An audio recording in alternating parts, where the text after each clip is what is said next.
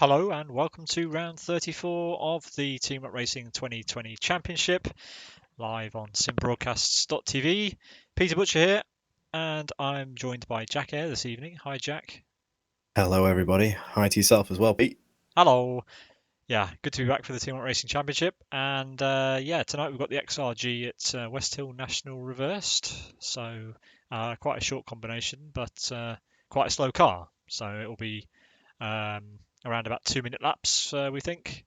We'll have a 14-minute qualifying session. And how long are the races today, Jack? So we've got 40 minutes of qualifying, like you said, and two 10-lap races, with the second, of course, being the famous reverse grid. And this is a direct quote from the LFS manual on some information on West Hill National Reverse. It says the shorter version of the international configuration, of course, where we are today, the national, with a blend of downhill cornering when exiting the international part. And it quotes, it provides a nice racing environment for especially slower cars. Of course, we're running the reverse configuration of West Hill National, so it will be a uphill corner when entering the international part. But yes, see how the cars fare here. 12 corners in total, 4.4 kilometers in length, or 2.7 miles, depending on what side of the pond you're on. And the little bit of information about the XR GT, of course, front engine, rear wheel drive, 1.8 litre inline four, kicking out a massive 140 brake horsepower. So that, well, with the weight being 1150 kilograms, it's about 124 brake horsepower per ton. So yeah, what a demon these guys have got to contest with today.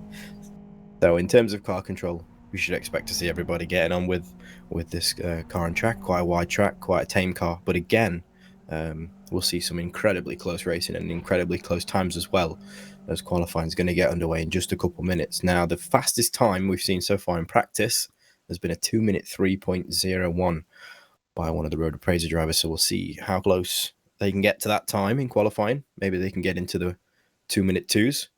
They should be able to, I think, just about.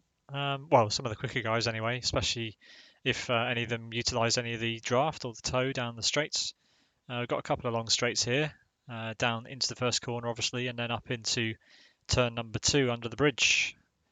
It's a cracking little combo, this. It was really popular back in the early days of the new West Hill, Jack, when the old multi-class and GTI servers put it on for weeks on end, and we enjoyed lots and lots of close wheel-to-wheel action in the GTIs.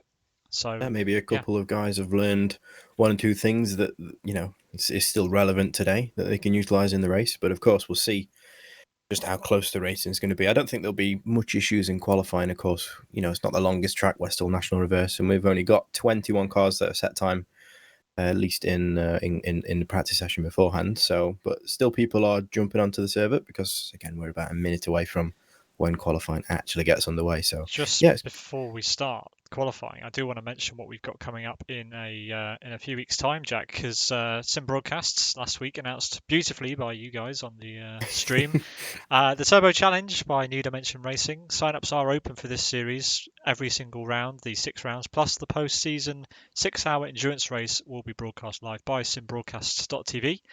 And you can sign up on newdimensionracing.com/TBOC. Round 1 yeah. actually is in a few weeks, so it's October the 11th at West Hill National with the chicane. So the opposite direction that we're today and with the chicane. So Yeah, and it's the racing is going to be spicy because, of course, there is a sprint and feature race for every event.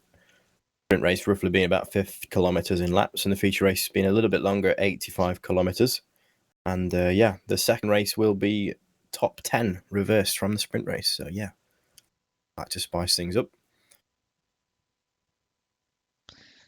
absolutely. Anyway, qualifying is underway, so we will head to the track in just a second.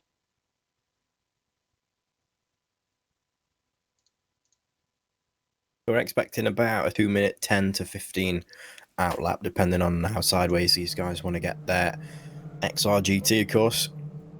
Not really a car that would warm its own tyres just from just driving, really, unless you're out in qualifying for about 3 or 4 laps.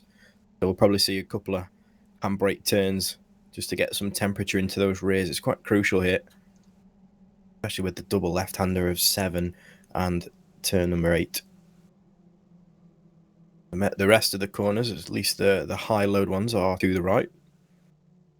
Turn 11's a big high load corner. Turn 10's a bit uphill, so we'll see cars not necessarily getting the back end out there, but just trying to streamline that inside line to take the shortest distance around the corner, keep as much momentum as you possibly can, because of course cars only got 140 brake horsepower, so Yeah, it's not very any powerful. extra speed you carry in the corners is less to gain on the straights and will give you a little bit of an advantage. As we see Upsas there getting a little bit of a wiggle on the straight, which is impressive. Yeah, quite a short quality session, isn't it? So 14 minutes with a 2-minute lap. Drivers aren't going to get that many attempts today, so this is a little bit of a difference from the norm here in the Team Up Racing Championship. Yeah. After today, there will be 10 rounds remaining, so we really are getting to the end of this series now. 44 rounds, of course, in this year's championship, and lots of prizes to look forward to at the end for the drivers. So excellent stuff. But yeah, we won't see times coming in for another minute or so. Yeah, I think the first cars in the train on their fast lap at the moment are just on the straight between turns 2 and 3 now. I think the first person who will cross the line to complete their lap will be Gavin Peat. Seems to be the first out of the pit lane, first across the line to start his fast lap. So it's Team Rock Racing 1-2 at the moment in terms of who's going to set times first, again with Jaban just behind Gavin Peat. But yeah, I mean, I didn't think people would really struggle to get into space, but it seems as though they want to run in a group, so to speak. Yeah, it's the old punching a hole in the air thing, isn't it? With the big-bodied XRG, even though it's quite a slow car, they still punch the air. We'll not see anybody really struggle following really close in the twisty parts of the track, but again, we'll see plenty benefiting from the little bit of draft. You just need to hope that the driver ahead of you doesn't get it wrong, though, because it is a long lap. It is, and it's a tricky car so some drivers could be several seconds slower just on raw pace around here. So anyway, here come the first times in just a couple of seconds as the drivers are completing their first timed laps. Yeah, Gavin Peat just approaching the final turn, number 12 now, and we'll see exactly. Well, there's a train of 1, 2, 3. I want to say like 6 or 7 cars that we'll see cross the line in the next 10 to 15 seconds. So Gavin Peat will be the first time. That will appear on the left-hand side of your screen, and it is going to be a 2-minute 3. Yeah, 2-minute 3.31. So yeah, we don't expect to see cars telepitting in this session. Obviously, they want to keep their tyres really warm, so most of these guys will just be using their race setups, I reckon. Or a very slightly modified version, maybe with just a touch less fuel, or more aggressive campers. What do you reckon? I think we're probably going to see. I don't know actually. I don't know if the race set you can run with really low tyre pressures, but looking at Gavin Peat through the double right-hander of turn 1 and 2 there, second apex, that rear left sidewall wanted to not be part of the tyre in general. It looks like he's running incredibly low pressures in the rear. Probably, they of course induce a bit more temperature into the back, give him a bit more grip. Whether this set's good for 1 or 2 laps, maybe some of course will be using the race set, which will of course be good for 10 laps because that's how long the races are here today. Yeah, so around about 20 minutes of racing then, judging by these times. So good healthy length races once again, and a good healthy size of grid as well, which is what we'd love to see. Currently 12 times on the board. We expect to see over 20 appearing there. An incredibly popular car, the XRG, and West Hill 1 Reversed is quite the track for this car as well. Yeah, we're only a couple of tenths away from the times that we saw in practice, and of course the guys had a lot longer in practice to get their fast laps in. But again, they're not necessarily hunting for fast laps in the practice sessions. A lot will just jump in and maybe do a race run and maybe a short qualifying simulation kind of thing, just to see where the car is, where you're going to be, see how many attempts you can get in with the time frame that we've got. Of course, 14 minutes in qualifying, just under 8 of those remaining. Gavin Peat again going to round the final corner to complete lap number 2. And we'll see again, he's only 3 tenths away from the fastest time that we saw in practice. Wonder if anybody can get into the 2-minute 2s. Gavin Peat indeed does so. A 2-minute 2.79. And he does abort his lap, so he is doing short runs. So he'll get one more of those. He won't get any more. So he's going for 2 runs in this session, but that's a cracking lap. And Road Appraisers TJ only a couple of hundredths behind him, 700ths in fact.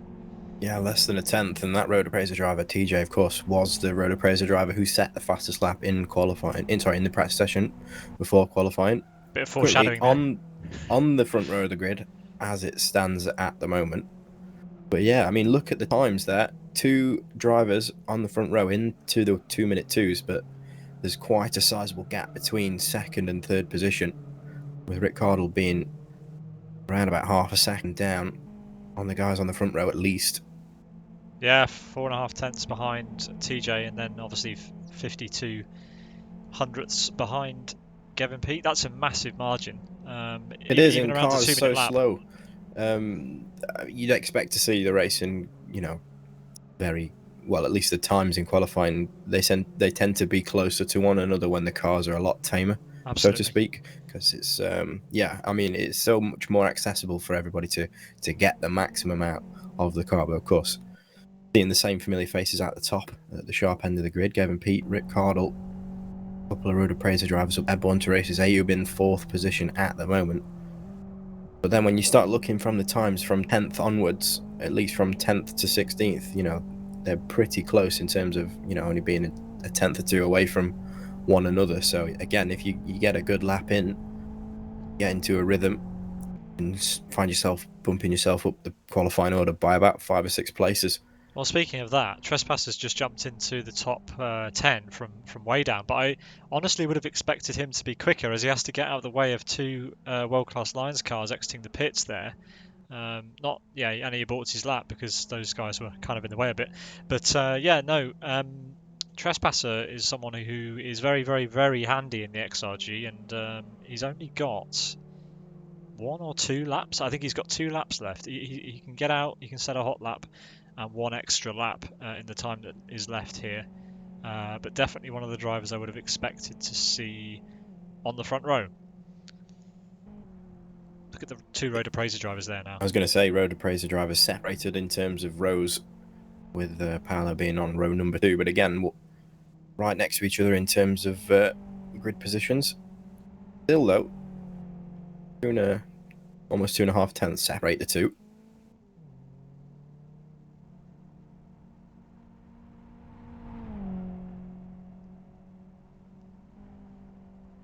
Mim improves to P20 with that attempt there.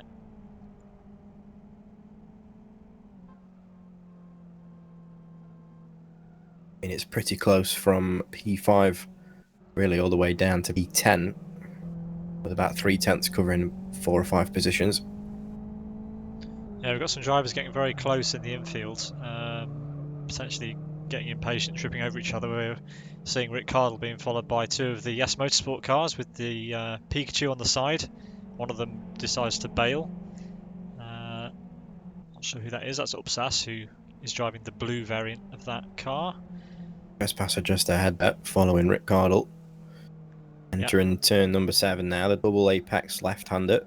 Across the split line in between the 2 apexes. Yeah, I think Rick Cardle is as well. Okay. Very sideways there, and you can see Trespassers close right up to the back. Whether all 3 of these guys are on an out lap, or to be fair, Rick Cardle could be on a fast lap, could have just aborted Maybe. it. Again, we know the sets are good for at least a couple laps. Trez will only get this and 1 more, and he doesn't want to ruin this attempt by being all over the back of Rick if he makes a mistake. Rick's already ahead of him, but only by 2 places, so let's see how this pans out. It all depends on whether Rick gets out of the way with aborting his next lap, or, as you said, he's on an outlap. So and look, he runs wide, so Trespass is going to be caught up here. Didn't necessarily lift though. Carried the momentum, not the fastest weight, being on the grass with the right rear, but he carried a little bit more into the corner. Of course, that's the reason why he ran wide. Fully loaded up into turn 1. You can see the slip angle of the car. Driver's almost straightening up a bit to let the rear steer the car into the initial part of turns 1 and 2. Plenty of curb on the outside to use at your disposal. And if you grab a bit of the grass, it's not going to be too catastrophic, but you will lose time. It looks like Rick got the edge on him there a little bit. He's pulled He out a bit did. of a gap. He has indeed. A couple of tenths there in at least the first couple corners, but straight line braking zone. People tend to brake about 80 meters before the apex of turn number 3 now. He's made up a Again, little bit of ground there. You want to carry as much speed as possible Rick's gone a through bit the wide. right-hander because it tends to, well, the track starts to climb uphill ever so slightly.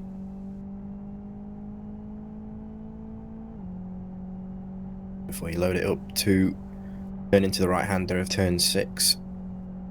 And this is the double left that we were talking about earlier. Turn 7 is the initial apex, then you cross the line a split 2, and it's a 1 minute 14.11 for Rick Cardle. It'll be slightly quicker for Trespasser, I think, because he's really closed up in the latter part of this lap. He'll be using that slipstream to good effect.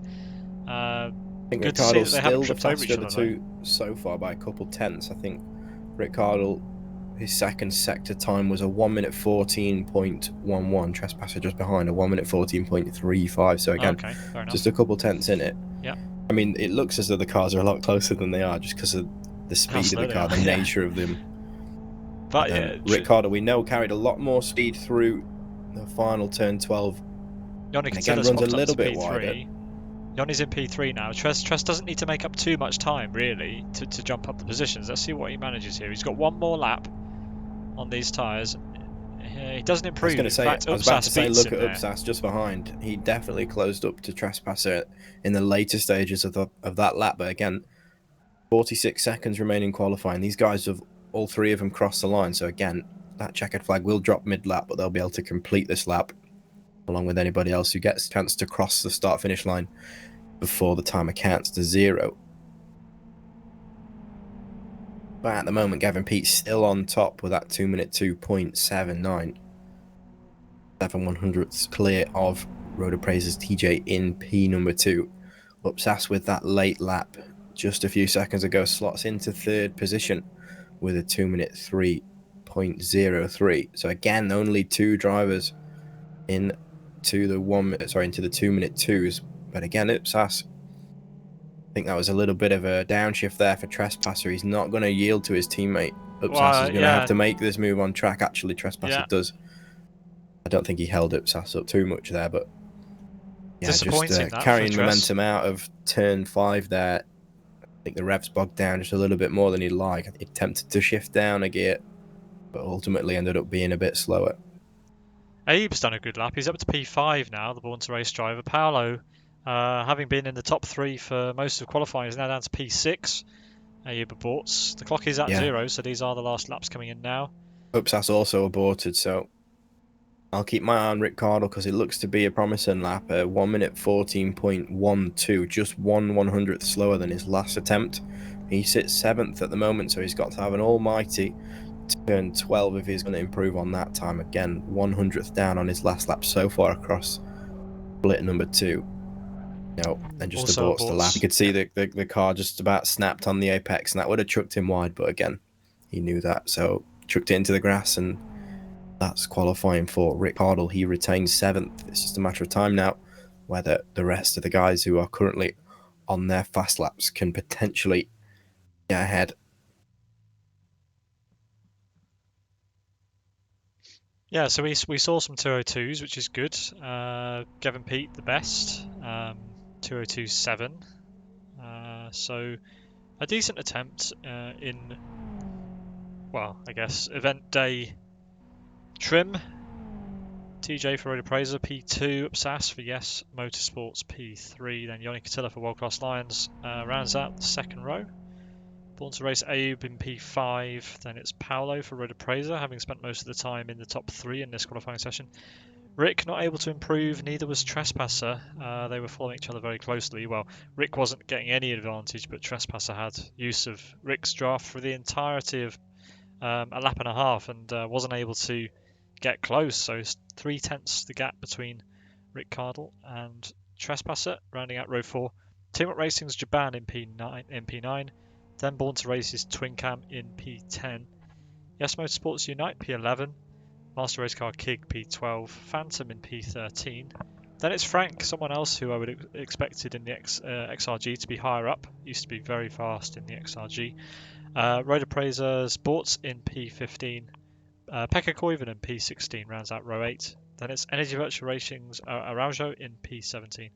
Redbot for Race Green P18. World Class Lions Jari Katila P19. Global Gaming's Erotica in P20. Then we've got Yaraloco, Texas, Soini, Boz and Mimf. That's P21 through P25. Then in P26 and P27 we have TC Racing's Chris McElroy and Tout Vidas rounds out the 27 car grid for race number 1, which should be starting soon, Jack.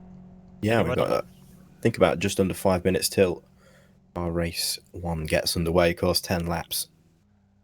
But Kevin Peete needs a start of a lifetime if he's going to, get through the... Well, I want to say get through. He's going to start on the front row of the grid, obviously, setting pole. But he does not want to be hindered. If he's going to pull away, we know the racing's going to be close.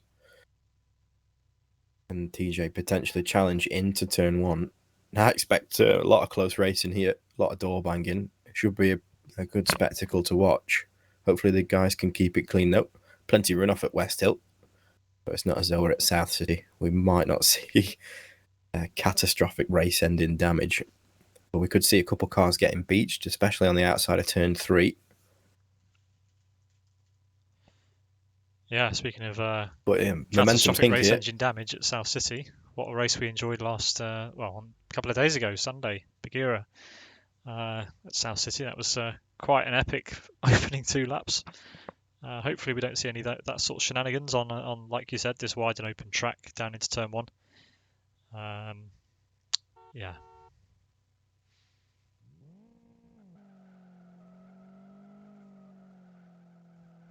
Quite the racing prospect anyway. Good number of cars, and it's going to be a fun one. Don't go anywhere.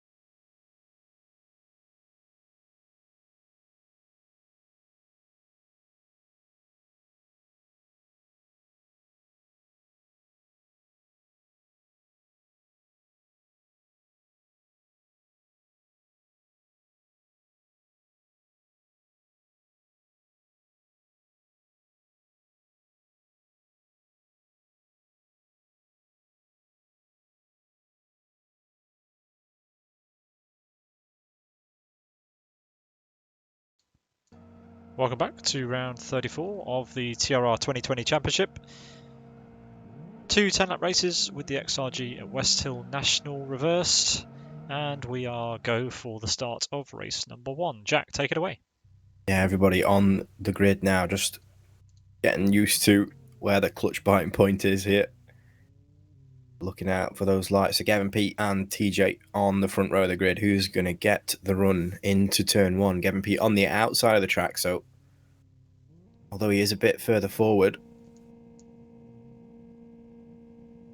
as we are away for race number 1. Brilliant start from both of the guys at the front. Upsas with a decent start too. All trying to filter into single file, at least for now. Looks as though Upsas might be side by side with TJ as TJ moves across the right hand side of the track to cover off the inside for turn 1. Leaves Upsas on the outside. Gavin, Pete, nice start for him. Upsas trying it around the outside. Not quite level just yet, and we've got a second apex. Johnny Katia up the inside of Upsas. They'll run side by side down the back straight. So between turns 2 and 3 now, this is where we'll start to see the effect of the draft come into play. Rick Cardle looks like he's side by side. Trespasser trying to make his way around Paolo as well. So again, these guys have got to filter into single file again as we approach turn number 3 for the first time here in Contact race 1 between of Paolo and Trespasser there a little bit. Starts to get a little bit dicey into turn 2. Trespasser Rick Cardle getting a nose stays in on the there. outside. Yeah, I'm going to say Trespasser into the back of Rick Cardle there, kind of stopped Rick Cardle's run alongside Ayub. He would have had the inside line for turn number 5 now. And again, it's all about momentum. Brilliant corner for Rick Cardle there. He's broken away a little bit from Paolo and Trespasser, who again remains side by side. Meanwhile, in the on top of background, this. 3 wide between Pekka Koivunen, Frank, and that'll be Bortz. So that gets settled out. Let's head back to the front. Gavin Pete with a bit of a lead over TJ, but right up his bumper is Yes Motorsports Upsas, and the fast Upsas starting takes a Johnny Katila. lot of the curb there in the right-hander. We approach turn number 10 now. Again, it's all about the run from turn 12, because it gives you such an opportunity to overtake into turn number 1. Quite a long straight here. And again, these cars aren't aerodynamically dependent whatsoever. It's all about mechanical grip and momentum here. But we will see at least the cars following in the draft. They'll benefit a little bit from the slipstream. Might only be 1 or 2 kilometers an hour, but it is enough to open opportunity. Keep an eye on where Upsas is in relation to TJ, who's moving all over the place. He's going to retain the right hand side again to cover off the inside, but Upsas has got that little bit of overspeed at least to get alongside. Now if he trusts his tyres enough, he can outbrake the Road Appraiser driver, but TJ brakes quite a bit later. There is a bit of contact. Upsas trying the switch back again. They'll run side by side. TJ on the left hand side of the track is going to have the inside for turn number 3 now. Upsas looks in behind as we lose the number 2 Geroloco. Here comes Upsas then, he's picking the outside, he's going to go the long way round as we go underneath the West Hill Circuit Bridge. Braking hard for turn 2. He's trying it around the outside, he's going to have to keep a nose in. Just Fair a little play to bit TJ on there, the leaves him grass enough with the room. rear right. Yeah, I mean, if he was just an inch or 2 to the left-hand side a little bit and didn't run as wide, he would have had the inside line for turn 5. But again, long race. We're only on lap 2 of 10, and these look like they're going to be Rick Cardle and Paolo somewhat of a side by back. side as we head up to turn number 4 or 5, I forget. Side by side, Paolo on the inside will be on the outside for turn 7s and 8. And it's hard to get around the outside there, and it doesn't pay off this time. He'll have to try somewhere else. Rick's making that car as wide as possible right now.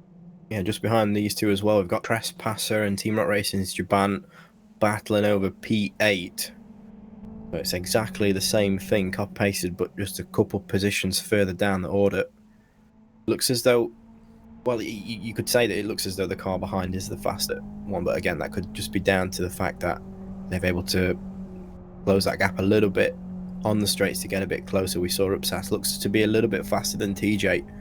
Paolo looks to be a little bit faster than Rick Cardle, and now it looks as though Jaban's a little bit faster than Trespasser, so we'll see if there's any moves to be made. And these guys across the line to complete lap number 2, start lap number 3. Side by side, Rick Cardle and Paolo across the start finish. Paolo trying to do it the long way around. once again, and might have an overlap. Let's see. Rick breaks a little bit early and lets him through. Paolo up to P6. Again, but if Paolo can't get it stopped and the perfect race in line to hit the apex of the second corner here, which he manages to do so, there was an opportunity for Ricciardo to dive up the inside late into the apex of turn 2. So the fastest lap again from our race leader, a full almost, well, just shy of 7/10 faster than TJ. So that lead is over a second now at the very top of the grid. But Yoni Katia, Three fastest wide. of everybody in sector 3. Who's going to come out best here? There's no one yielding. Does look like Phantom is going to... Yep, does make contact with Twin Cam there. Forces Twin Cam off. And that was unfortunate. As the Born to Race driver drops down the order a little bit there behind Master Race Car's Kig, who's getting a little bit sideways. That's Pekka Koivunen in the World Class Lions black and yellow car who got in the mix there. But Phantom with a pretty late dive, you have to say, down into turn number 2. Made contact with Twin Cam, who's lost 3 or 4 places. So I'm sure that will be looked at after the race. Anyway, continues to be side by side with Kig, and Kig's got to keep an eye on his mirrors because there's Pekka Koivunen putting a nose in. Contact up and down here. These guys have got to be careful making the contact that they are as well, because they're only going to slow themselves down and introduce the cars a bit further back than them into the battle. Yeah, speaking of, there's Frank. Frank in the red and white Team Up Racing car. He's on the inside of these guys now. He's going to try and make up 2 places here, I reckon. Opts not to go on the inside of Kig there. But will he try it into the final corner? He's thinking about it. This is a big gaggle of cars here. And Twin Cam coming back past Phantom in the background, or at least attempting to line up the XRG of Phantom there. It's all going off at the back of the grid here. Is indeed, as Gavin Pete out in the lead, sets the fastest lap of the race again, just improving on his lap 2 personal best, race best anyway. Down into the 2-minute 2s as the race leader, and that gap's up to 1.35 seconds now. We had a 3-wide situation temporarily, and still yet more touring car contact as we head out of turn number 1.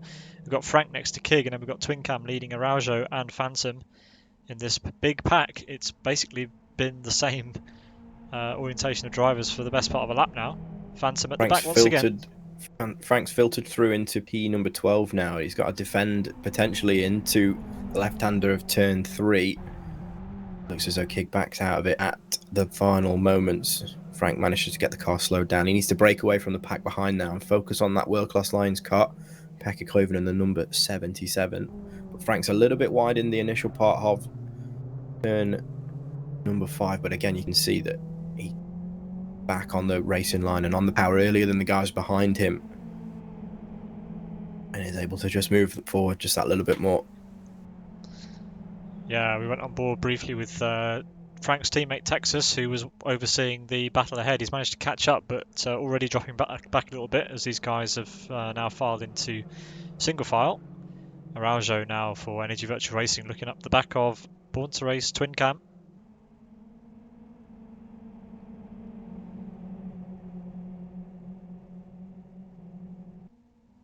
Nothing to choose between these guys. This is great. This is the sort of racing you get when you use the XRG and Liver Speed. Pack racing at its finest. We're starting to see everybody start to spread out into single file now. Again, people are going to be conscious of the momentum that they have. They want to run side by side as to not leave themselves vulnerable, as we've got an actual battle on for second position. Upsas is on the inside of TJ now, heading into turn number 1.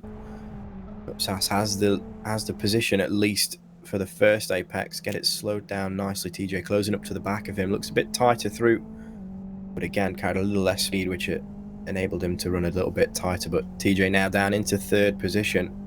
You want to tuck into that slipstream of Upsas, but yeah, look at the gap that Kevin Pete's opened up over these two while they've been essentially battling each other. Down over 1.5 seconds at the line. 1.65 now.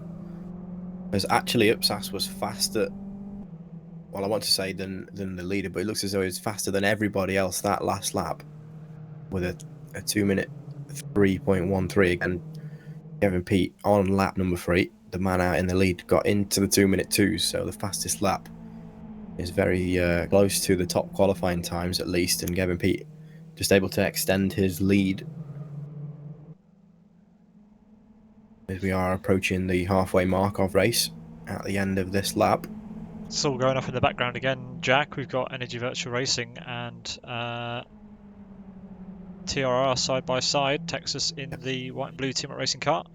Going around the outside, or at least attempting it into turn 7, but Araujo gets his first apex nicely sorted out. A little bit wide for the second part, but it won't matter because he can cover off Texas up the hill. But Texas does put a nose in there, but it won't be enough. Yeah, he attempted the switchback and would have had the momentum if the car had a little bit more power, but just not much that he can do. He's down in 17th position, just in front of his Team Rock Racing teammate Salmonen in the number 44 pink and white car you see just behind. Yeah, Salmonen always electing to use the pink, maybe because of his old team, the Nordic Racing team with their pink liveries, but Ayub is lining TRR. Yanni Katia up as we approach turn number 1. This is fourth position actually. The 3 podium runners just ahead.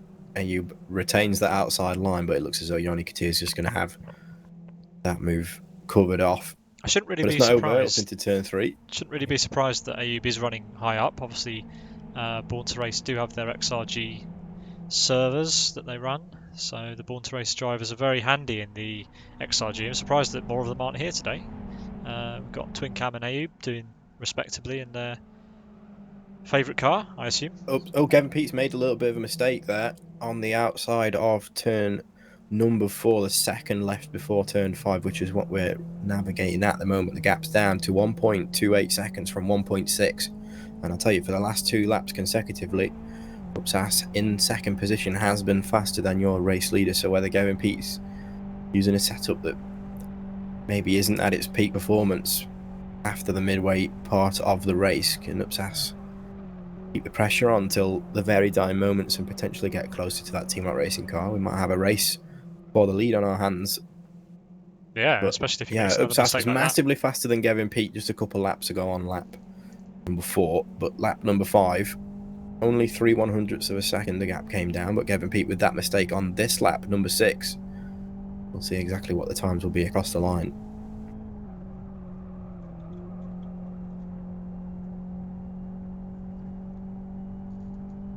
Yeah, the app's definitely come down visibly.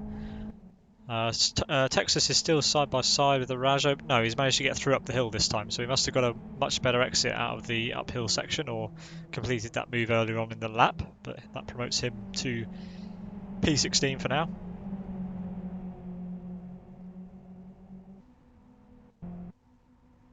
Ayub is still within touching distance of Yanni Katila, but he has dropped back slightly on this lap.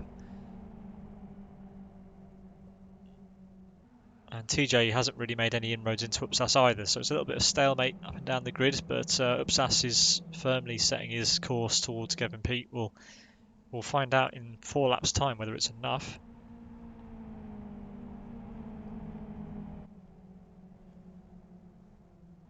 As Texas sends it up the inside. Sorry, I was going to say, in 15th position, just navigating through turn 1 now, we've seen a switch for position there. Both the Team Rock Racing drivers, side by side, on their way down into turn 3 for the 7th time. Looks as though Texas had the inside line for the second apex of turn 2, but Salmonen, slightly later apex for turn number 2, meant he got on the power a bit earlier and was able to slingshot himself Texas in was front of his teammate. Thinking about going for the move there. That's let Kig catch up. Salmonen goes off on the grass. The gravel there. He's going to lose out to both of these 2 cars. Hopefully he'll be able to defend from Redbot in the background there. We are approaching a right-hander. That's turn 5, but the Kig can get a good run, and he has done. It looked as though there was a little bit of contact at the apex, and that's benefited Texas, of course, pushing him a little bit further, scrubbing a bit of speed off of that lime green MRC car, the number 54. But again,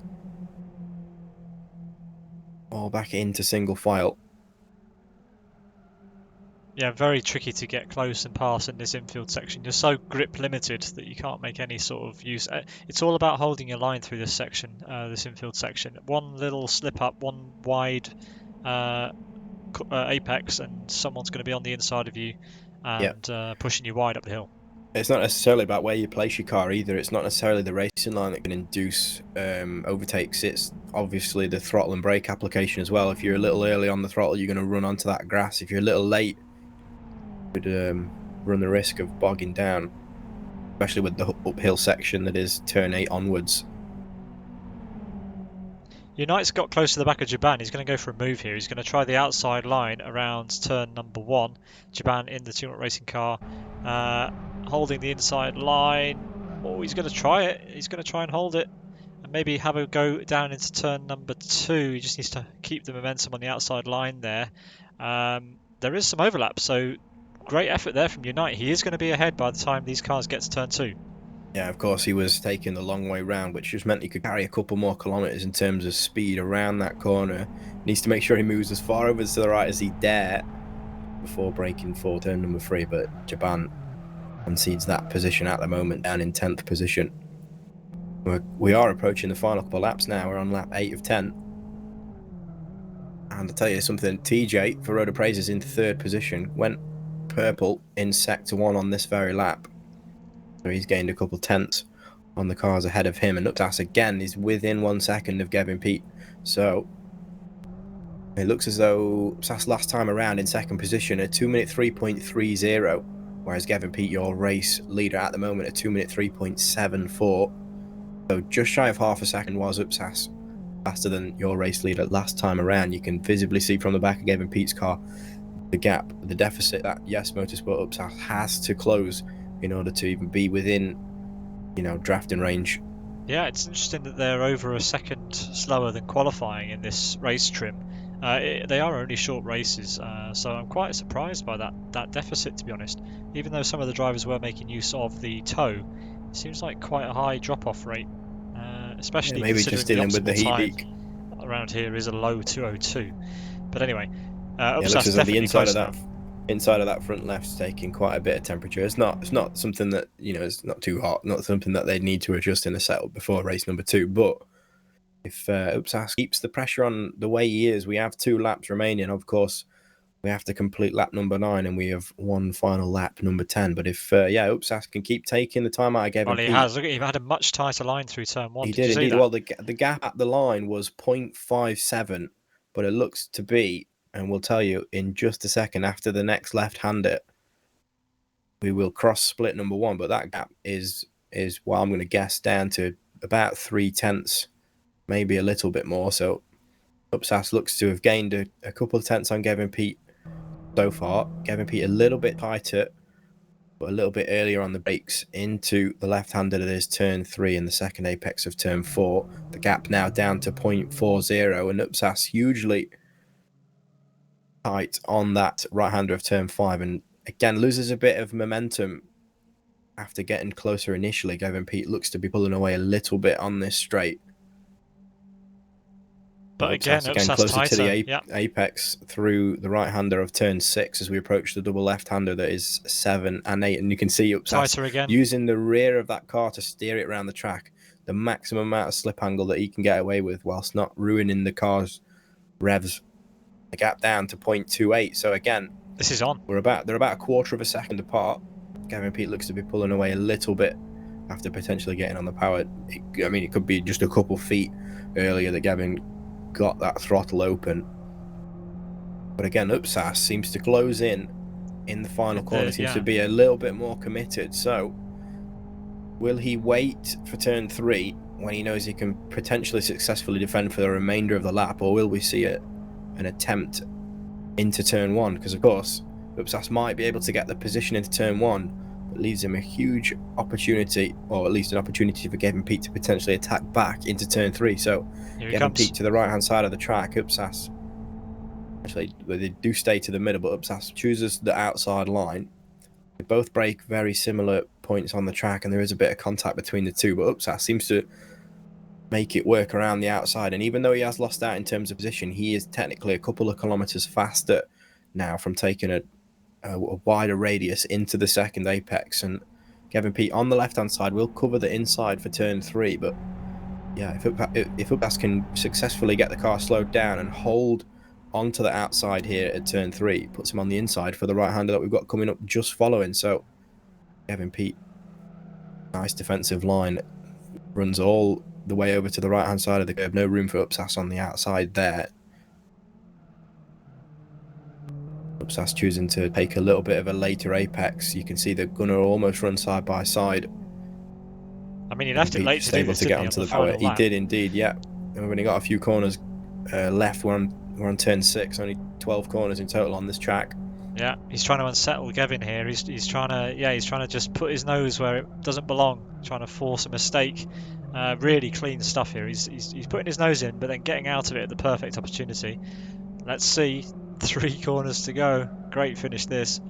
He needs a great line through the next 2 corners, and then he needs to pray that he's glued to that rear bumper as he heads down the hill. I think we'll probably see one of these 2, if not both of them, running slightly wide at turn 12 as to try and keep the maximum amount of momentum, get that throttle pinned as early as possible. And you can see the rear end of Gavin Pete's car slipping out a bit, but that is not necessarily slow. What's Upsas going to do here? This is incredibly tricky. There's not a long run down to the start-finish line. Yeah, and he's got to be careful being as close as he is, because Kevin Pete could have stopped it on the apex. But it looks as though he is going to have a bit of a run, and we will run side by side across the line. I don't think it's going to be enough for Upsas, so it's going to be Kevin Pete to take the checkered flag in race number 1 here at West Hill National Reverse for round 34 of the Team Rock Racing Championship. Upsas in 2nd position, followed by Road Appraisers TJ, just all 1 second down the road, and the gap between the 2 at the line 0.04 seconds, so half a tenth or less than half a tenth separating the guys who I wanted to say started on the front row of the grid, but Upsas made his way up from 3rd, and it's TJ who started 2nd who finishes 3rd. Yannick in 4th position for World Class Lions. Sorry, we can go ahead, Pete. No, we'll run down the order later on. You go for it. Sure. Okay, then Road Appraisers Paolo in P number 5, followed by Born to Races Ayub in 6th position. Trespasser for Yes Motorsport in 7th, with Rick Cardle in P number 8. Yes Motorsports Unite in 9th position, with Team Rock Racing's Japan rounding out the top 10. Pekka Koivunen for World Class Lions in 11th place, with Born to Races Twin Cam in 12th.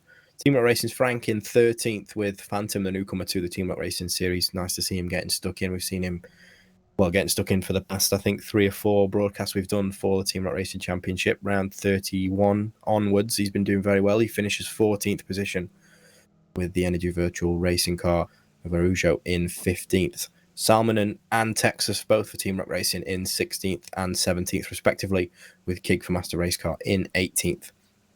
Redbot for Race Green Autosport in 19th position, with Road Appraisers Sports in 20th. Gary Katia in 21st, with Almo for TC Racing in 22nd. And then it's the duo of Teemu Soini and Boz for World Class Lions in 23rd and 24th. What was the margin between Kevin Pete and Upsas at the end of that? It can't have been much. 0.04 seconds. So 400ths of a second separating P1 and P2. Basically, your mirror to the front of the car. Not much at all. Less than half a car length.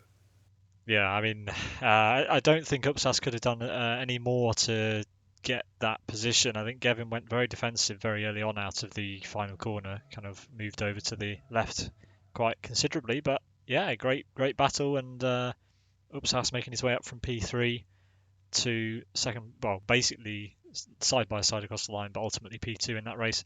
Fantastic. However, how do you think those drivers are going to fare when they're starting down in 24th place? Well, I was just looking at the difference in terms of race times from Kevin Pete, who of course won the race, down to Boz, who finished in 24th.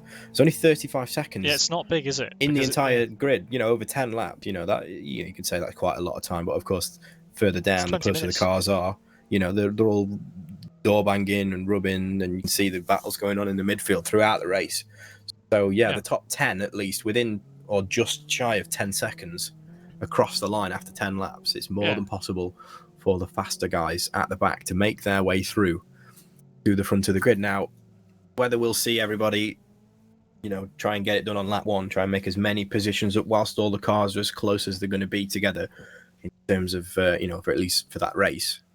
on lap number 1. There's plenty of opportunities, or whether they're just going to take the time and hit the marks, because one wrong move, you're into that gravel trap on the exit at turn 3 or 4, you can lose 5 or 10 seconds, and that could be the difference between 5 or 6 places, because we've seen how close the cars are, at least across the line after 10 laps. So yeah, very interesting race to come your way. Historically, that hasn't worked particularly well in the TRR Championship, trying to get all the moves done immediately, because you just end up in 6 wide situations. And there's accidents, especially at the back when all the fast guys are just trying to battle with each other. So in this situation, though, with cars that were basically at the end of the race separated by 3 corners, which is what it basically adds up to, a quarter of the lap essentially, the drivers at the back of the grid, the faster guys, are really going to need to send it into turn 1 and just pick as many places as they can. Wouldn't be surprised to see one of the midfield drivers winning. All they need to do is the same as what the guys at the back will be doing, pick the way through, and then just hold station. I was going to say, looking at the best lap times from that race, of course, Kevin Peet, the race winner, took the fastest lap of the race. The only car on the grid to get into the 2-minute 2s, and the only car close to that was TJ in third with 2-minute 3.08. But there's some guys in the midfield. I'm looking at Gas Motorsports Unite. Trespasser's a great example as well. He's less than 2/10 off the fastest lap of the race and 6 positions ahead of Kevin Peet. So again, it's all about the guys at the very back of the grid getting their way through and cleanly as well. Because like you said, Pete, you can get stuck into those 6 wide situations, but again, you might have the position, but if you lose 2 seconds doing so, you might as well have been faster sitting behind and biding your time a little bit longer, waiting a few corners. Yeah. Anything to add before we jump to a little bit of an intermission before the next race, which again I think should be underway in just a few moments' time? We might not even have to jump to a break. Well, I wanted to say a little bit about the TBO Challenge, in fact. So let's talk about that a little bit again. So the TBO Challenge, broadcast live here on Sim Broadcast from October the 11th, will be a 6-round TBO series by New Dimension Racing. There is balance of performance and stuff.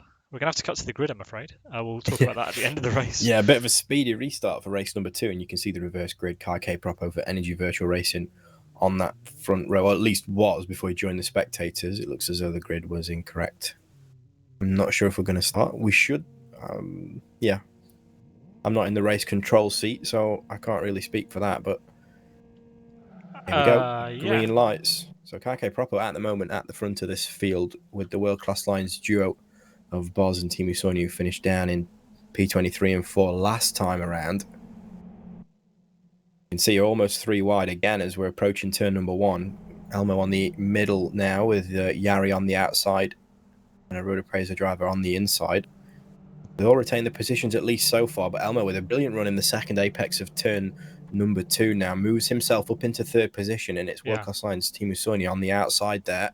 He's got the World Class Lines swarm around him, hasn't he? He's got Soini, who's that in there, Boz and Jari Katila all over him. Meanwhile, at the back, Kevin Peet hasn't made any positions at all. He's still in 25th where he started. So not a good run down to turn 1 for these guys, really. Of the top runners, I think Upsas is the highest. He's up to 20th, and he's been caught up in a contact. That's spinning Texas or Japan, and Rick Cardle's off there as well. There's a Born to Race car involved. I think that was Twin Cam. Yes, it was Twin Cam facing backwards. That's Ayub just ahead of him. Disaster at the back, and Japan, the big loser there. A little bit of bumping up at the front as well. Elmo's up into 2nd place. It looks as though Boz has lost out on the outside of turn 3. He moves down to 4th, and he's under pressure from his teammate Jari Katila. But at the moment, we are only at turn 8 of the first lap of 10 here for race 2. And that's wide is Boz there. Jari Katila. Redbot moves through. This is for 4th position. 3 wide again. Boz, Unite, and Kig for Master Race Car, all trying to navigate through turn number 10 for the first time. And this is arguably the closest you'll see the drivers get to one another, as Salmon wants to overtake Boz and Kig in a matter of 2 corners. Salmon, of course, on the inside makes that move up into 7th position. But yeah, the front Kaike Proper still retains the race lead after starting on pole position for race number 2. Elmo for TC Racing in 2nd position, with the Road Appraiser driver of Bots just behind him. Again, I don't think he's close enough to make a move. We'll keep an eye on the battle for 7th position. Yeah, Kig's going to go for the retaliation move here on the outside of... yeah. Is he going to make that move happen? Doesn't look like it. You see battles all the way up and down the field, 3 Oh, wide. we've got a car in off. the That's a background. Raujo spinning It is round. indeed the Energy Virtual Racing car. Down in 23rd, 24th now, as Twin Cam makes his way through, and I think Teemu Soini is going to get the jump on him. As we lose Kaike Proper out of the lead of this race, timed out. So TC Racing's Elmo in the lead at the moment, just navigating through turn 4 now. And he's got that Road Appraiser driver right on the back of him, but Jari Katia and Race Beach Redbot and Yes Motorsports Unite all fighting over that last step on the podium. If they held each other up, it's going to bide the guys at the front a little bit more time. Yeah, I mean, I hate pointing the camera at Elmo because every time I do, he does something silly. So let's just Point it bear at with him. second place then, and All just right, let we'll look Elmo at be in the Bortz. shot then. We'll look at Elmo from Bortz's interior. The TC Racing driver leading quite handily at the front. He's got a decent gap, and he's got about 8 and a bit laps worth of the race remaining. See the Sports two runs different wide. ways to approach the right-hander that is turn 9 up the hill. You can see how much Bort's lost out, trying to turn in it a little bit early and get on that power, but ran a little bit wide, got the rear left onto the grass, and there's not a lot of power. This car only kicks out 140 brake horsepower, but it's enough with the differential that this car's got to spin that inside wheel and lose a bit of time. But it seems as though Bortz has got it back on track and trying to close that gap to Elmo now. Unite's lining up Jari here. Jack onto Yeah, Jari runs a little straight. wide, doesn't he? He's going to have that move made before the break-ins or before even at the line. I think Jari can tuck into his slipstream now. He moves over to the left to do so, but look at Redbot in the background. Yeah. Redbot might overtake the World Class Lions car too. Jari's left the inside open at least. Can he hold it around the outside? Who's going to brake later now? Redbot yields. At the very last minute, but Unite very close to that outside curb there for turn 1, and Jari missing the apex a little bit, but again carrying that little bit more momentum than Redbot. It looks as though Salmonen's going to attempt to relieve Redbot of 5th position and try and make his way further forward. Unite might be one to watch for the win here. He's on good pace and he's handy in the XRG. It's all going off in the background, Jack. What is happening between Rick Cardle, Texas, and Paolo? Well, Paolo can't make his mind up which side he wants to overtake. Trespasser moves over to the left-hand side just before the braking zone, but again, Trespasser late on the brakes. Ricciardo trying it around the outside of Yoni Katia. There is contact between the two, but the momentum stays with the World Class Lions driver. Again, Pekka Koivunen trying to make his way up past Ricciardo and his teammate, Yoni Katia. Ricciardo with a great run through turn 5, but again hindered by running into the back of the World Class Lions car at the front of this trio. Pekka Koivunen is going to make the move, and Frank trying to barge his way past 2. Ricciardo cheekily attempts a pit maneuver there. Obviously not going to pull that off under racing circumstances, but it's not over yet as we attempt to navigate side by side through turn 7. As that's Redbot onto the grass on the right there. Redbot's made a mistake and drops down the order. You're currently focusing on the battle for 16th, so that just shows Redbot's all the way down in 23rd as he rejoins the track now. But Rick Cardle trying to do everything he can to stay on the back of this pack, headed at the moment by Yoni Katia. Yeah, at the right of your screen is Yoni Katia. Then it's Pekka Koivunen, Frank, Rick Cardle, Ayub Jaban, Twin Cam. So yeah, Unite is on an absolute mission at the moment. He's just overtaken Bortz by the looks of it, according to my timing. But again, Purple sector number 2. Massively faster, 7/10 faster in that sector alone than either of the 2 drivers that were ahead of him at the time. He's since overtaken the Road Appraiser driver and takes the fastest lap. A 2-minute 3.73 before that's beaten by his teammate Upsas down in 8th position, who has made 16 places up since the start. Unite currently in 2nd position, just in the back. We're looking back from first. I want to grab Unite. this opportunity before He's it 15 places disappears. up. Our cameraman Elmo is currently leading the race,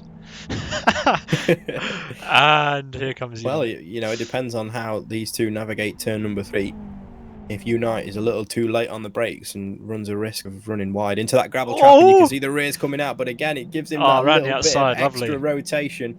Brilliant around the outside. It looks as though the Road Appraiser driver is going to try and make the move to Elmo on the outside. Brakes a bit later, attempts to switch back maybe. It's a bit too late to have that done. He has the momentum though to attack into turn 6, and if he can hold it around the outside here, the double left of 7 and 8 leaves Elmo in with a shot of retaining second place. Try not to filter into single file too early. And Chris can't do anything on the outside, but look at Jari Katia right on the back of the TC Racing car now. He wants a spot on the podium. Of course, Elmo for TC Racing, who we are currently, well, I say locked onto, we're locked onto 4th. Again, there's a fighting over the last step on the podium. Elmo retains 3rd position, and if he can stay this close to the Road Appraiser driver, you can argue he's in with a shot of attacking back into turn 1. We're on lap 4 of 10. One more lap and we'll be roughly about the halfway mark. But yeah, Unite in the lead at the moment, 16 positions up from where he started, with his teammate Upsas now in P6, 18 positions up from where he started. But look at Gavin Peat. Gavin Peat is right behind Upsas at the moment. Yeah, Phantom, who held the fastest lap for a little bit, he's in this mix as well. As we've got cars driving off on the grass at the final corner, it looks like Phantom's going to be having a look at the back of Gavin Peat again here. So, or not. Nope, thinks better of that one. Gavin Peat up to P7. That is impressive from the back of the grid. Again, we're not quite at the halfway mark just yet. So plenty of time for those to attack a little bit more, get themselves a bit further up the order. Gavin Peat right behind up. Well, I say right behind. It's not too close, not close enough to make a move. He looks like he's going to have to maybe defend from Phantom, who's just behind him. Gavin Peat stays to the middle of the road, try and ward Phantom off from attempting a dive. Yeah, so P1 and 2 from last race in the reverse order because of the reverse grid. Upsas is the grey and yellow car just ahead of Gavin Peat here. These two finished 1st and 2nd respectively. And yeah, let's see how far up the grid they can get. They're on the lap that will mark the halfway stage of the race as Joni Katila takes the fastest lap down in P12. So you can really see how the reverse grid really does shake things up. If this was F1, he wouldn't get the fastest lap point being down there. So let's see if Joni Katila can use that pace for the good in the second half of the race. You're good to see Elmo is still in a battle for 3rd position. It looks as though Jari Katia got around him. I think that was at turn number 1. But he's managed to keep the gap as down as much as he possibly can. But yeah, Salmon and Team Rock Racing in 5th position in that pink number 44 car, looking to relieve Elmo of his 4th position and make his way further forward.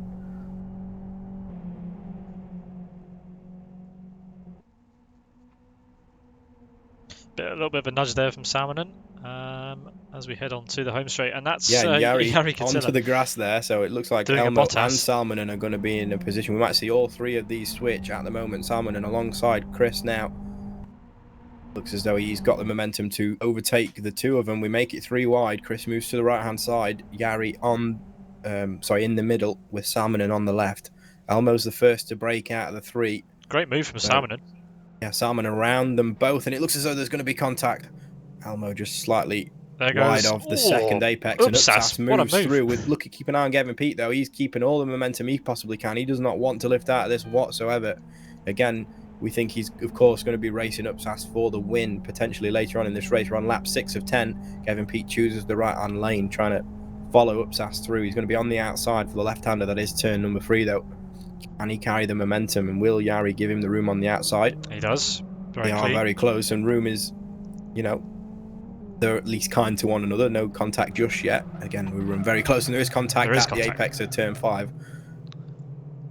Gavin Peat keeps the power planted and manages to use all of that curb on the left-hand side and really get away with that as much as he possibly can. So Elmo now under attack from Phantom as we approach turn 6. Phantom's got at least his front alongside Not quite any contact there, but it looks as though the overlap been done before the breaking point. Elmo chooses to brake a little bit later, leaves room on the outside for Phantom. But Watching again, on board from Trespasser here as he needs that Phantom makes overlap that done. move. And Trespasser, you can see, going over to the left-hand side a little bit early to try and take a later apex and attack up the hill. Bit of bump in there from Trespasser into the back of Elmo. But they're going to still filter into single file for the last couple corners on this lap.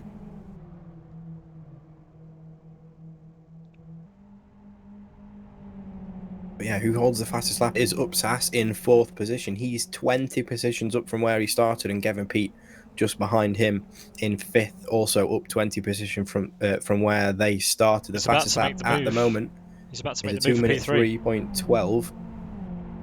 There he goes. So Upsass makes his way past Salmon, and Gavin Peat has got about a second to both of cars ahead of him. No one set the fastest lap of the race last time around. However, Yoni Katia in 10th position set a personal and race best sector 3, so he's on a mission too. Yoni Katia currently in 10th position, 12 up from where he was. But again, these two, Salmon and Upsass, can't decide on which one of them's going to yield. Looks as though Upsass, of course, is going to be on the inside for turn 3. But again, we've seen it work on the outside here. Both brake at similar times. Upsass a lot tighter, knocking over that reflector in the middle of the curb there. Crucially, there's now a car between the last race. Well, as I say that, Salmon runs there was wide. contact between the two on the entry there to turn 5. Salmon drops behind his teammate, and Gavin Peat is in the best position he's been all race to get just ahead of his rival Upsass. Of course, these two right at the very front of the grid in race number 1, of course, have shown pace all day. At their current pace, are they going to be able to get up towards Bortz and Unite, do we think? No, I don't think, because Unite's... Well, I don't know, actually. These two have been battling, and they've been doing relatively competent laps. Yeah, but I don't think it's enough. Yeah, I think it is. I mean, there's a 3-second gap between Upsass and the Road Appraiser driver in 2nd position, so yeah. Yeah, I think it's too much for these guys. I thought it would be from that far back on the grid, but a fair effort to get up into the podium for Upsass at least. Can Gavin Peat get up to the back of Bortz by the end of this race to get on the podium as well? Let's find out, shall we? Well, we've seen a personal best just been set by the man in the lead of the race at the moment, Unite. He extends his lead over the Road Appraiser driver. And let me tell you, out of the top 5, the slowest time last time around was Upsass in 3rd position. Of course, they were battling for the start, or at least halfway around the last lap, so their times aren't going to necessarily be their ultimate pace. But again, that gap of 3.2 seconds from Upsass to the man in 2nd position is just too much. Looks like Yoni Catilla's going to try and get past Elmo now, and he's going to be on the outside for turn number 2.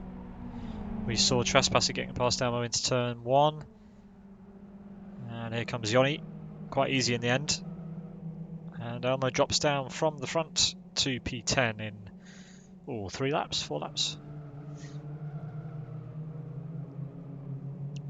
Keep an eye on Yoni though, he's been consistently fast, especially in the later stages of the race. If Trespasser makes a mistake, don't you worry, Yoni will be right there to pick up pieces and potentially move up into 8th. But again, we've got a couple lap left. We're still quite close in terms of, well, Upsass down to Salmon and are probably separated by less than a second, I would have said. So if Gavin Peat and Upsass realise they can't make their way up any further by, working together, maybe Gavin Peat's going to get stuck into Upsass if he can get close enough. They're about 0.7 of a second apart so far. Gavin Peat has been slightly faster so far this lap.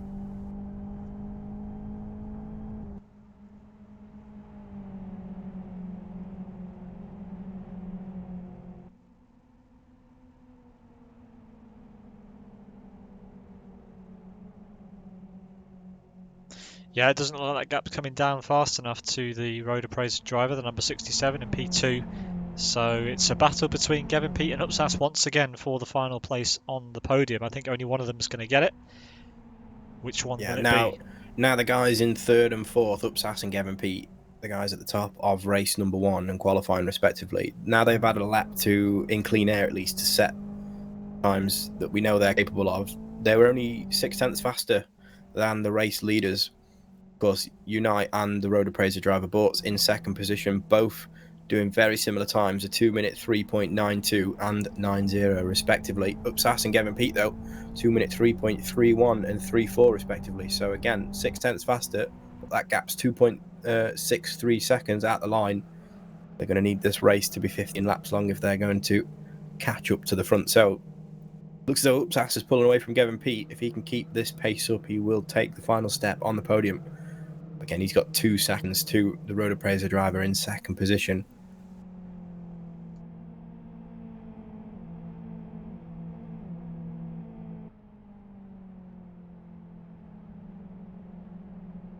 We've got 2 Team Rock Racing drivers in 11th and 12th, trying to take on one another, Japan and Texas. Sorry, 12th and 13th. Yeah, it looks like you can't really tell them apart except for their numbers. Yeah, very similar, well, identical colours, different numbers, but it looks as though Texas taking a tighter line through the double left-handers of 7 and 8, but Japan, with the wider radius, is just able to carry a couple more kilometres through, as the number 88 of Texas is a little slow on the run up the hill round turn number 10. Master Race Cars Kig trying to get past Born to Race's Ayubu stuck a nose in up the hill. They're going to run side by side for the initial turn-in of turn 11, filtering into single file again for approaching turn 12. Now it's again all about the momentum through here. You don't want to be too close to the car ahead of you, because if you carry too much momentum you will run into the back and your run will be staggered because of it. Texas taking to the grass a little bit just up ahead. These two still racing as hard as they possibly can. It looks as though Kig's going to have an opportunity on Ayub here. Chooses the outside though. Even though the inside was open, it chooses to filter over to the left-hand side of the track before the braking zone for turn 1. Doesn't get the initial turn in, misses the apex for turn 1 by quite a bit, but again, attempting the switchback right on the inside of that curb for turn 2. But Ayub retains the position and has a little bit more momentum. Can he attack Texas into turn 3? Meanwhile, side by side up ahead, we've got Phantom and Rick Cardle. Rick Cardle moving past. Oh, and it looks like he's going to have a go at the Yes Motorsport driver. No, he doesn't. But Rick into the top 10 then. Looks like Elmer's going to have a go at Phantom. And Texas has ran wide. Digger's going to make it 3 wide. Yeah. So Texas runs wide. In 2 places. These two couldn't decide which lines they wanted to take. Ayub and Texas on the approach to turn 3, both switching sides into the braking zone, and I think both of them just missed the brake markers. Texas, though, into the gravel. He's lost out to Kig, and Ayub currently just ahead. Whilst that battle rages on to the checkered flag, it looks as though no one's going to be anywhere near the man up ahead. Yes Motorsports Unite with a 3-second lead at the moment. Upsas, his teammate in third, has brought the gap down to the Road Appraiser driver. Showboating to the finish. 0.8 of a second, but yeah, look at the extra points for style there. Getting the rear out in turn 11, and one more corner separates him from the checkered flag for race number 2. Bit of opposite Yes lock into the final Motorsport Unite. And all kinds of sending it around the last corner. Not the fastest way, of course, but he's got time to throw away. He will cross the line to take the checkered flag for race number 2 of round 34 of the Team Rock Racing Championship 2020.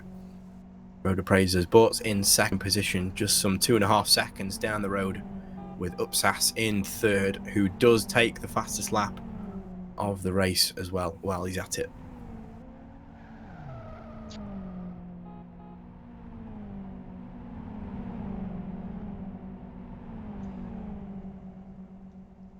So, race number 2. Yes Motorsports Unite in first position with Road Appraisers. Bortz just behind him in second. Yes Motorsports Upsas in third position, taking the fastest lap of the race and gaining 21 positions in race number 2. Brilliant that he could get a podium. Got the Team Rock Racing duo of Gavin Pete and Salmonen in 4th and 5th respectively. Yari Katia just ahead of his son Yoni for World Class Lions in 6th and 7th. Trespasser for Yes Motorsport in 8th position. Rick Cardle for Sidus in 9th. And a brilliant show for the number 221 Phantom in 10th position. TC Racing's Elmo, after leading the race for a couple laps, finds himself in 11th ultimately after the checkered flag drops, with Team Rock Racing's Jaban just behind him in 12th position. Born to Race's Ayub in 13th, with Master Race Cars Kig in P14. Again, Team Rock Racing duo of Texas and Frank in 15th and 16th respectively, with the Energy Virtual Racing Car Araujo in 17th. Pekka Koivunen for World Class Lions in 18th. Born to Race's Scattle in 19th. Team Mussolini for World Class Lions in 20th position.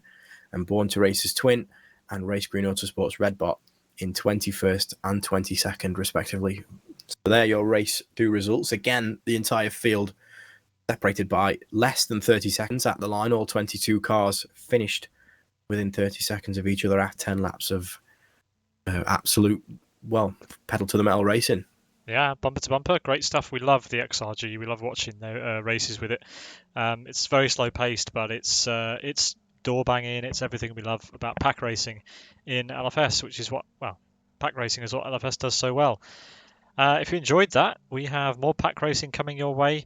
In a couple of weeks' time, I'll quickly run down the next couple of rounds of the Team Rock Racing Championship for you. Round 35 will be at Kyoto National, and you won't want to miss this because it's in the FO8. The Formula V8 returns to the Team Rock Racing Championship for round 35 next week from 8 p.m. here on Sim Broadcasts. You can sign up to that on the forum if you fancy getting your elbows out in the, arguably one of the best cars in the sim, the Formula 3000 knockoff in Live for Speed at Kyoto National. Then we go to custom configuration at West Hill in 2 weeks' time with the UF1, which will be amazing. If you thought the racing was close in the XRGT, it's going to be even closer in the UF1. Yeah, it's a proper open config as well. We're using some side roads and things, so that's going to be a bit of a change for the Team Rock Racing Championship. But the small UF1, it's gonna be a good laugh, I think. So don't miss that one. Then on Sunday, the 4th of October, we've got the return of the Bagheera Zero Mileage GT Cup for round 9. So into the final 2 rounds of that championship at the beginning of next month.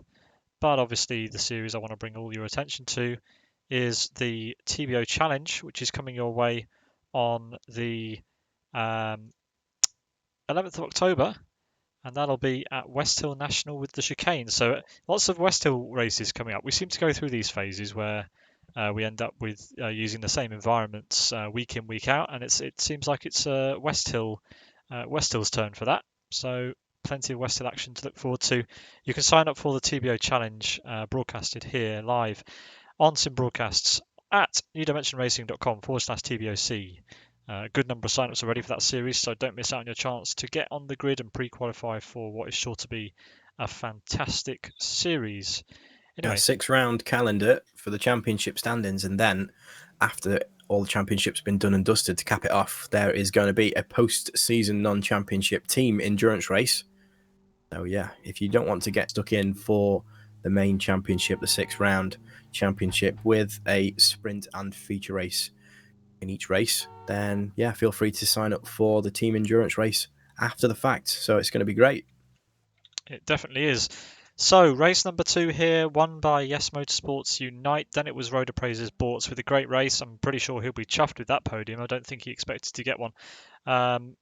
Car who ran quite far at the front throughout the race, but dropped down in the mid to latter stages, was TC Racing's Elmo, who finishes in P11. Now, I don't know whether he's going to come and say hi to us, Jack. I feel like maybe he will. Maybe he will, but currently not. You were nice. You didn't focus the camera on him all the time. Well, he had you quite had a lot of screen his best interests in mind when it came to the curse of the commentator. Yeah, exactly. And we've not got Adam here to curse anybody either, because he seems to be your replacement cursor when you're not around, Pete. I've been quite lucky so far. I don't think I've cursed anybody yet, but tune in next week because that's probably what's going to happen. Yeah, absolutely. I mean, we've had some brilliant commentators' curses during this series, and to be honest, I hope they continue because they are a good laugh when they happen. It doesn't look like Elmo's going to come and talk to us, but that would have been fun. Nevertheless, thanks for watching, guys. We love your support. Feel free to follow the channel if you haven't already for notifications for when we go live once again, and also to join in the chat festivities that have been going crazy this evening. And also, if you can, please feel free to subscribe to us on Twitch. We'd like that very much. So, I guess that's all to say is thanks for watching. We hope you enjoyed it, and we'll see you here next week, same time, same place, for round 35 of the Team Up Racing 2020 Championship. We've been Sim Broadcasts. I've been Peter Butcher, and I'll let Jack sign himself off. Yeah, I've been Jack wrap the stream up. as usual. We'll see you same time next week. Thanks for joining us. See you again.